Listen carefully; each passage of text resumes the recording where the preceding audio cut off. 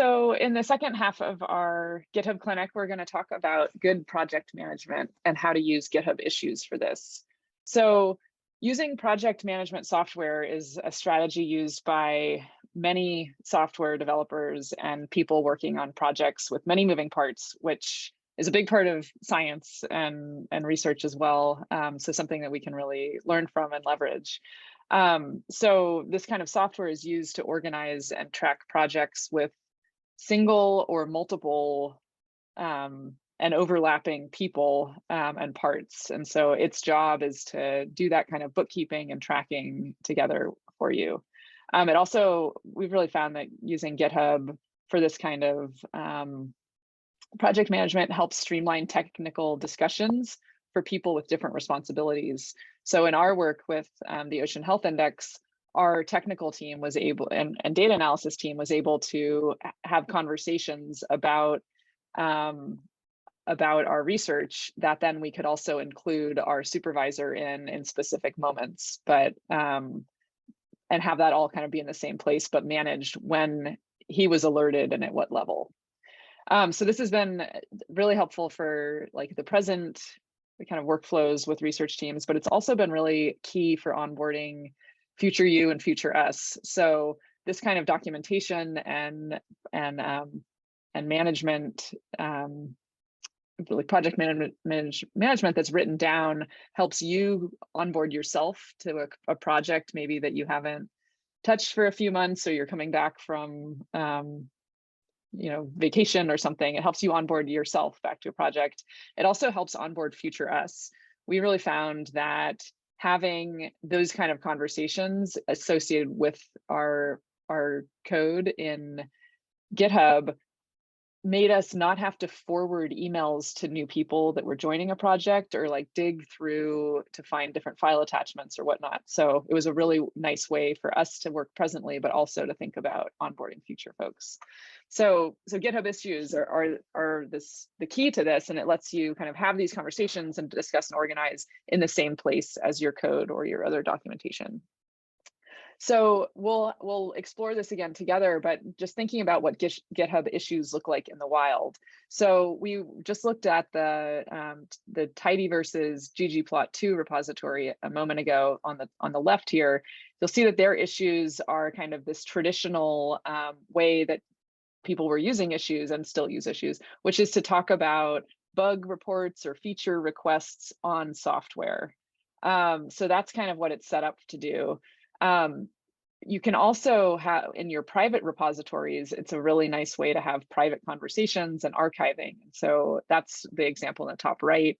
And then it's also been neat to see other ways of thinking about and using issues. So in the bottom right, this is an example from the Mozilla Festival where they're using GitHub as a way to coordinate event submissions and have people tag what session they're in and coordinate that kind of way more openly.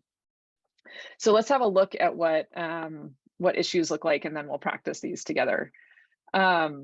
So in our in this home view of our GitHub repository, we've been in the code tab so far, and you'll see that everything we're seeing right now is just one tab that exists. So there's other features that you're able to explore and leverage when you've got this single GitHub repository.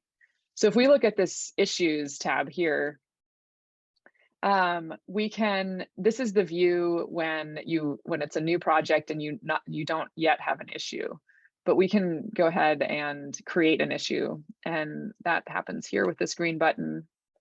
So this is the view here. I'll say like a question about the data, like, hi, Michelle. I can tag Michelle and say, I have a question on these points.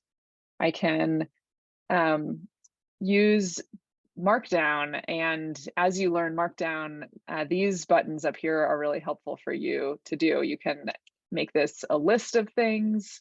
You can make this a checklist of things so that you can check them off as you go.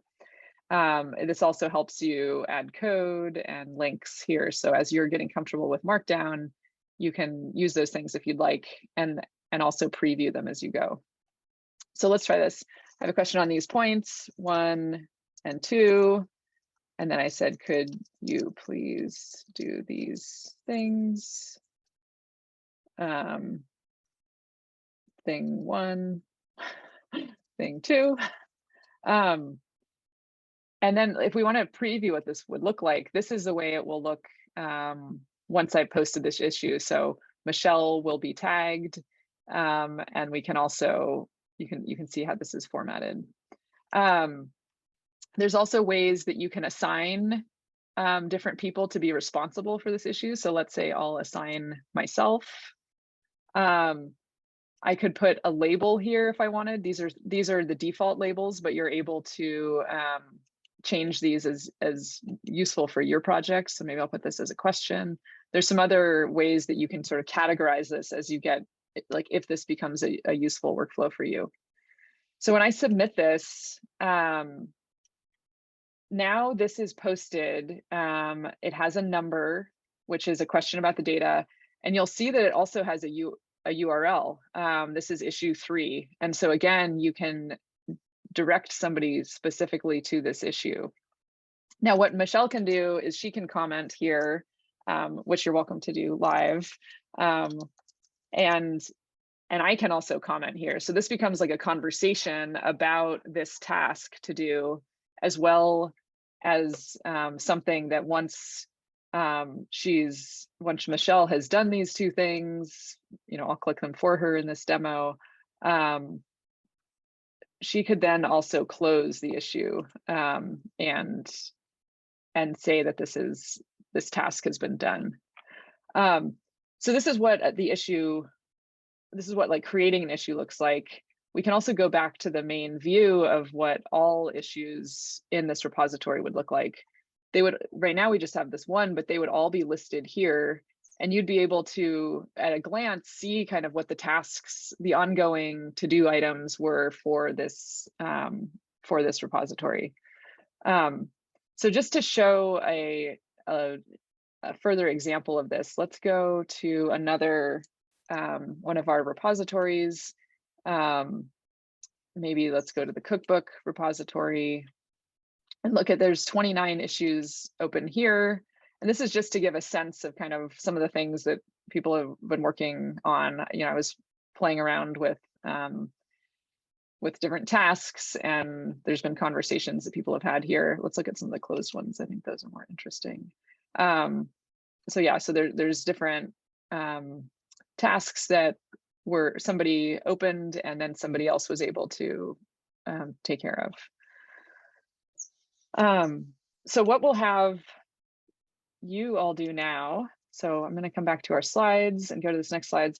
We'll have you all practice creating and commenting on issues. So you'll go to our cohorts repository and create an issue, tag people in your breakout room. So you'll have to ask what their usernames are and you'll tag them. And you'll also be able to start browsing the issues that other people have made in our breakout room and comment on those.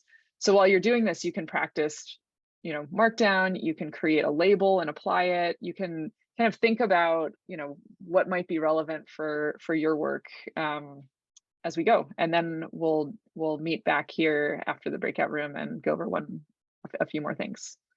So I will stop recording and we can give this a try. Okay, so we are back. Let's have a look at the issues you've created. So here in our issues tab, you can see we've got 2 open issues. We've got the question about data that was 7 minutes ago. Both tasks are done. You can see that there's been some conversation around that, and I'm assigned. And then Michelle's also made one more recently. There's some comments, and Luis is assigned. So let's just have a look at this. When we open this up again, can see that she's got a comment, and that this issue, we can now close this. So this task is done. So when I close that, this is still the same link. It still exists as a record. We can reopen it if we needed to continue this conversation about the data or something came back. But this is, this is now like part of this project's shared memory, even though the task is done.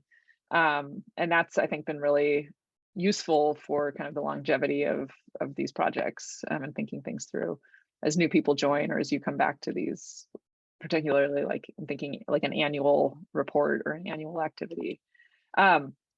So now when we go to this issues tab, it says just one is open, and that's what we see by default. We can always click on the closed ones and see those.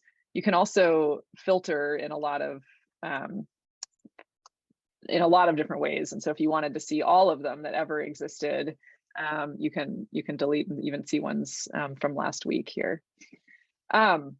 So, looking again at Michelle's other issue, she's inserted an image here. We've got eyes looking at it, thinking about how to solve this, and then we also were able to tag Luis, who's not here right now, but we can asynchronously kind of figure this out together.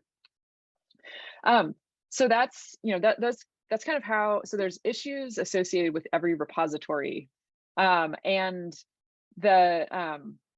let me show you this next slide here. Your inbox will probably have a lot of emails from our GitHub repository right now, because every time somebody posts an issue in this repository, the settings are such that you'll get an email. So this is pretty rare to receive so many emails all at once, but you can switch this so that you can decide how frequently you want to get notified. So the way you do that is up here in the setting here for every repository, it says unwatch. Right now, I am going to be getting an email for every activity, every issue that's ever posted in this repository. But I might actually just want to be notified if I'm mentioned by a username or if someone's responding to a thread I started. So I think that's what I'll set here now. But for a lot of repositories that I'm working in actively, I actually want to know anytime somebody has a question. But you can see that that's when I was talking about my Ocean Health Index team, that's how my supervisor had it set, is that he's, he can always see everything and look at anything that we're talking about, but he is only going to get an email notification when we've mentioned him specifically. So we can also we can think about how people are using GitHub organizations and projects, because you can coordinate a lot of GitHub repositories into the same place, like we're doing with our Openscapes organization, and you can also organize your issues you can organize your issues together in different views so that you can. This is called a Kanban board, where you're able to think about kind of what's on the task this week or next week. You're able to basically have your issues become little cards that you can move around and assign different people and kind of have this kind of view, even though each one of these little cards has their own URL and page, like we were just doing. The idea of GitHub projects has been in active development and has changed quite a bit even in the last year and is more powerful. One thing I really like about it is that, in an organization like Openscapes, we have a mix of public and private repositories, and they have to-do lists, through issues in each one. This is a place where I can see them all together, whether or not they're public. So if you go to this URL, you'll see that some of these you don't have permission to see, but when I'm logged in, I can see them all in one place, and that's been really powerful. So this has been just a brief introduction to using GitHub from the browser, getting comfortable with the idea of navigating around a repository, committing your files, and using issues and thinking about how to create shared to-do lists with yourself and with others. So there's a few links here to continue thinking about how you would organize these things as your project grows and involves more people. And yeah, thanks so much for joining.